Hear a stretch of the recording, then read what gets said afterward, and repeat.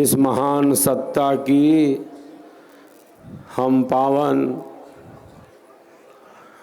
जन्म जयंती मना रहे हैं 105वीं, उस महान सत्ता ने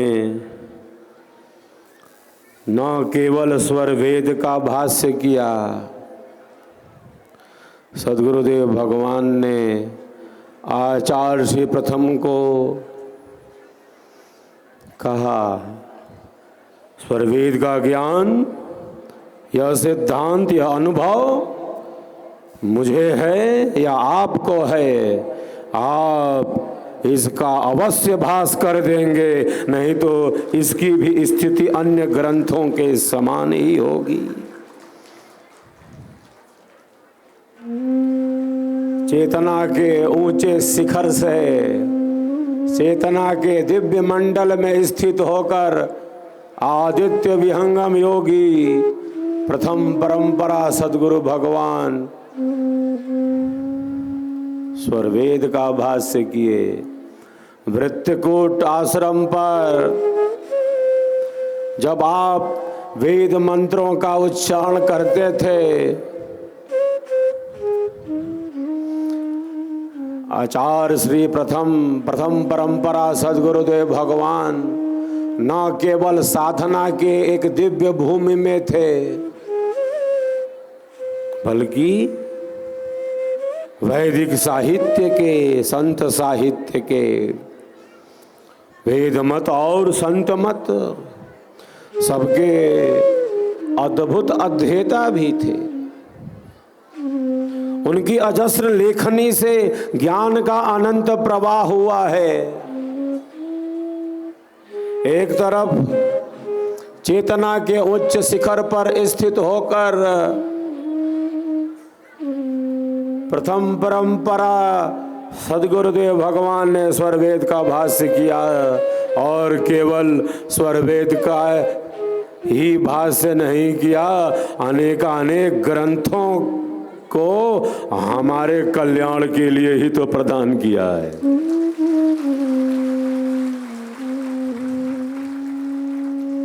महापुरुष ऐसे ही कृपा करते हैं, वो कृपा के सागर होते हैं। वे हमारे दुखों का नाश करना चाहते हैं, वे हमें आनंद देना चाहते हैं, वे हमारे अज्ञान को नष्ट करना चाहते हैं, क्योंकि हमारे दुखों का कारण हमारा अज्ञान ही तो है। आचार्य श्री प्रथम के जो ग्रंथ हैं वो बड़े ही अद्भुत हैं। स्वरवेद भाष्य के साथ ब्रह्म विद्या और मत संप्रदाय, सद्गुरु दिव्य चरितावली, कबीर और ब्रह्म विद्या। सद्गुरुदेव कौन थे? दिव्य जीवन कथा, प्रश्नोत्तरी, अमृतवाणी, बोधामृत, ज्ञानामृत, कितने अनमोल ग्रंथ आचार्य श्री प्रथम के हैं। उपनिषद पर भाष्य किया उन्होंने, केनोपनिषद भाष्य किया। प्रमुख 11 उपनिषदों में एक उपनिषद केन उपनिषद है, जिसका भाष्य आचार्य श्री प्रथम ने किया। उपास्य देव ब्रह्म है, वैदिक ब्रह्म विद्या। देखिए पूरी लिस्ट मेरे पास आई है, मैंने मंगाया है। वैदिक ब्रह्म विद्या, आनंद कहाँ, एक पुस्तक है, परापथ के अधिकारी कौन, और एक पुस्तक है, मैं कौन हूँ, 16वीं पुस्तक। और आचार्य श्री प्रथम के समस्त आध्यात्मिक लेखों, अनुभवों को जो इन ग्रंथों में है, इसका संकलन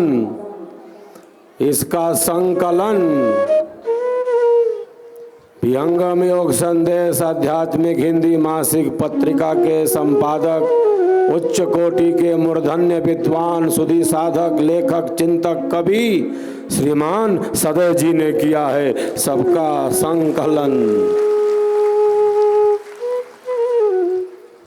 ब्रह्म विद्या विहंगम योग दर्शन दिग्दर्शन इस ग्रंथ का नाम है। जो नाम श्रीमान सदैव जी ने दिया है वो आचार्य श्री के जो ग्रंथ हैं उन्हीं सभी ग्रंथों के संकलन से एक बृहद ग्रंथ ये ब्रह्म विद्या विहंगम योग दर्शन और दिग्दर्शन है। सदैव जी के लिए पुनः एक बार तालियों की गड़गड़ाहट करें।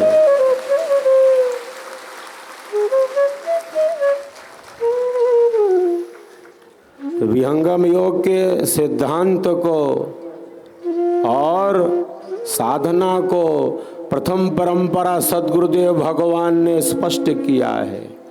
विहंगम योग के सिद्धांत को स्पष्ट रूप से आत्मसात करने के लिए आचार्य श्री प्रथम के प्रथमाचार्य सद्गुरुदेव भगवान के ग्रंथों का अवलोकन करना मात्र आवश्यक नहीं, हम सब के लिए अनिवार्य है। सभी भक्त शिष्यों के लिए अनिवार्य है।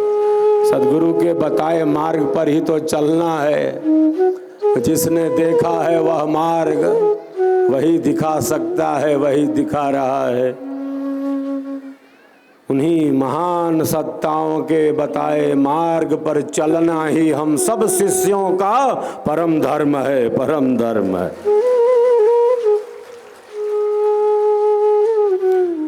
सद्गुरुदेव कहते हैं विहंगम योग के प्रणेता आश्रम में उपनिषदों की कथाएं होंगी। जो वृत्तिकोट आश्रम की नियमावली है उसमें लिखा है, सद्गुरुदेव भगवान ने क्या आदेश दिया है। वृत्तिकोट की नियमावली में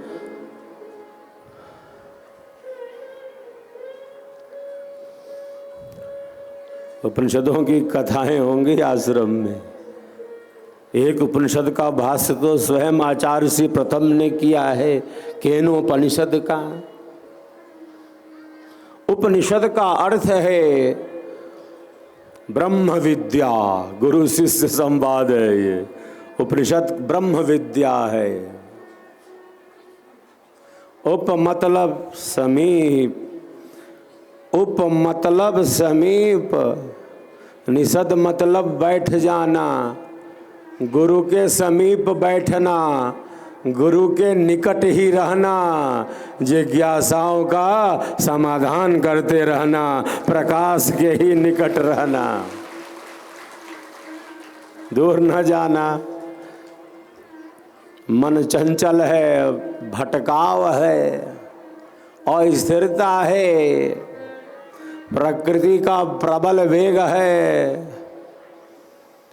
अरे जो साधक हैं, जो साधिकाएं हैं, वे सद्गुरु के मार्ग में तो सदैव आगे ही बढ़ते रहते हैं, सदैव आगे ही चलते हैं। आत्म कल्याण के मार्ग से वह दूर नहीं हो सकते।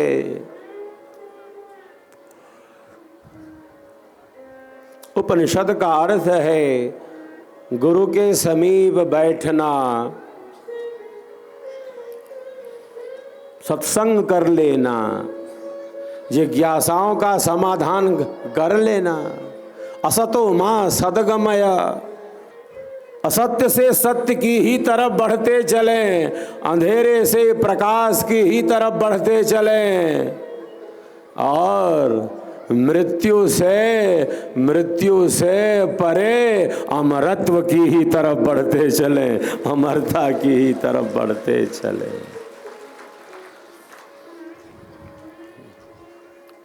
तैत्तिरीय उपनिषद में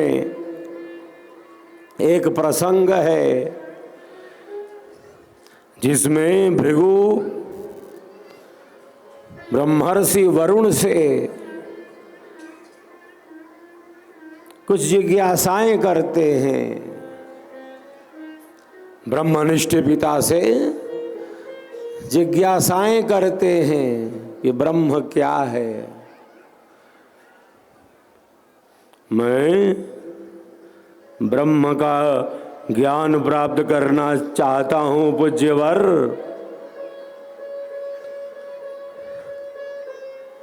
ब्रह्म क्या है? मैं ब्रह्म को जानना चाहता हूँ। मैं आत्म कल्याण का मार्ग प्रशस्त करना चाहता हूँ पूज्यवर, मेरा मार्गदर्शन करें। वो ब्रह्म क्या है? मैं ब्रह्म को जानना चाहता हूँ, ब्रह्म का अनुभव करना चाहता हूँ। ऐसी जिज्ञासा प्रकट किया। कितनी बड़ी जिज्ञासा है भृगु की, यह जिज्ञासा है।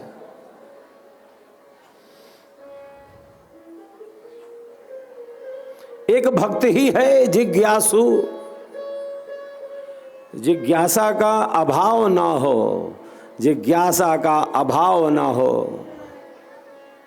सदैव जिज्ञासा की अग्नि प्रज्वलित रहे। मैं जानना चाहता हूं ब्रह्म को। वो ब्रह्म क्या है? पूज्यवर, मेरा पथ प्रदर्शित करें। तो ब्रह्मनिष्ठ ने कहा कि जिससे यह विश्व उत्पन्न होता है, यतो वा इमानि भूतानि जायन्ते, जिससे यह विश्व उत्पन्न होता है, जिसके सहारे चलता है, गतिमान है और जिसमें अवस्थित हो जाता है, उसकी जिज्ञासा करें, उसकी जिज्ञासा करें, वही ब्रह्म है। केवल इतना कहा, केवल इतना कहा। क्या कहा?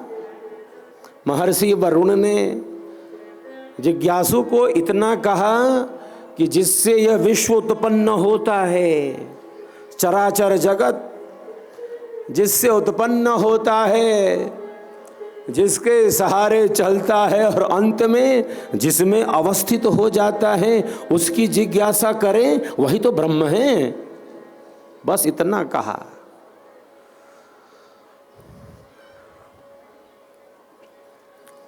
भृगु चल पड़े अपने पथ पर, यम नियम पूर्वक जीवन व्यतीत किया। कहा कि ब्रह्मनिष्ठ ने तो कहा था कि जिससे यह विश्व उत्पन्न होता है, जिसके सहारे चलता है और अंत में जिसमें अवस्थित हो जाता है, वह तो मैं अन्न में प्रत्यक्ष देख रहा हूं। अन्न को कहा कि कहा था कि जिससे उत्पन्न होता है, जिसके सहारे चलता है और अंत में जिसमें अवस्थित हो जाता है, उसकी जिज्ञासा करें, वही ब्रह्म है। तो जो कुछ कहा था मुझसे, वो मैं अन्न में प्रत्यक्ष देख रहा हूं। जाकर कह दिया ब्रह्मनिष्ठ से, अन्नम ब्रह्मेति व्यजानात्। जाके बोल दिया अन्न ही ब्रह्म है। अन्नम ब्रह्मेति व्यजानात् अन्नाद्वै खल्विमानि भूतानि जायन्ते अन्नेन जातानि जीवन्ति अन्नम प्रयन्त्यभिसंभिसन्ति तद ब्रह्म। जाके कह दिया कि आपने तो कहा था कि जिससे उत्पन्न होता है, जिसके सहारे चलता है, अंत में जिसमें अवस्थित होता है, वह सब तो मैं अन्न में प्रत्यक्ष देख रहा हूं। अन्न के परिणाम भूत वीर्य से यह शरीर उत्पन्न हो रहा है। अन्न के सहारे ये शरीर, ये जीवन चल रहा है और अंत में ये जो मिट्टी की शरीर है, अन्न स्वरूप पृथ्वी में मिट्टी की देह मिट्टी में मिल जा रही है। तो आपने जो कहा था कि जिसके सहारे उत्पन्न होता है, जिसके द्वारा चलता है और जिसमें अवस्थित हो जाता है, वह सभी तो मैं अन्न में प्रत्यक्ष देख रहा हूं। अन्नम ब्रह्मेति व्यजानात् कह दिया, अन्न ही ब्रह्म है, ऐसा कहा। ब्रह्मनिष्ठ ने कहा कि अभी और बहुत कुछ जानना शेष है। उसके निर्णय की आलोचना नहीं की, उसके निर्णय की आलोचना नहीं की, उसे हतोत्साहित नहीं किया, उसे अविवेकी नहीं कहा।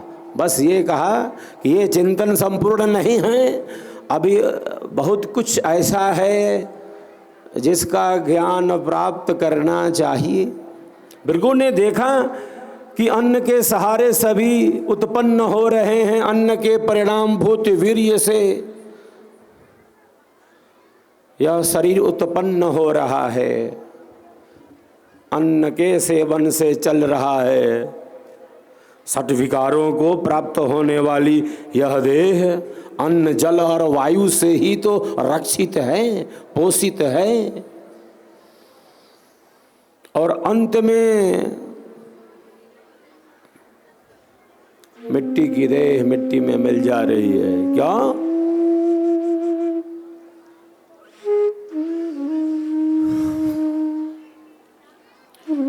क्योंकि हमारे शरीर का मुख्य बाहरी और भीतरी भाग पृथ्वी तत्वों का ही तो बना है, पृथ्वी तत्वों का ही बना है।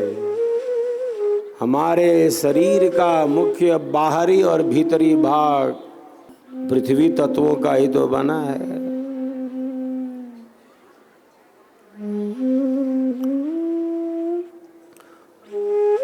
ब्रह्मर्षि वरुण ने कहा कि अभी और बहुत कुछ जानना शेष है, उसके निर्णय की आलोचना नहीं की, उसे हतोत्साहित नहीं किया, उसे और उत्साहित किया। कहा कि अभी और बहुत कुछ जानना शेष है। यम नियम पूर्वक तप पूर्वक जीवन व्यतीत करें और अन्वेषण करें कि वह ब्रह्म क्या है, जिससे उत्पन्न होता है, जिसके सहारे चलता है और अंत में जिसमें अवस्थित हो जाता है। वरुण ने ऐसा कहा। भृगु अपने पथ पर चल पड़े, पुनः यम नियम पूर्वक जीवन व्यतीत करने लगे। कुछ दिनों के पश्चात पुनः पहुंच गए ब्रह्मर्षि के पास। कहो भृगु, अब क्या चिंतन बना है? भृगु ने कहा कि आपने कहा था कि जिसके सहारे उत्पन्न होता है, जिसके कारण उत्पन्न होता है, जिसके सहारे चलता है और अंत में जिसमें अवस्थित हो जाता है, ये सारे लक्षण तो मैं प्राण में देख रहा हूं। कहा प्राण ही ब्रह्म है, प्राणो ब्रह्मेति व्यजानात् प्राणाद्वै खल्विमानि भूतानि जयन्ते प्राणेन जातानि जीवन्ति प्राणं प्रयन्तभिसंविशन्ति इति तत् ब्रह्म। ऐसा जाके बोल दिया। बोला कि प्राण ब्रह्म है। पहले कहे भृगु ब्रह्मनिष्ठ से कि अन्न ब्रह्म है, अब कहते हैं कि प्राण ब्रह्म है।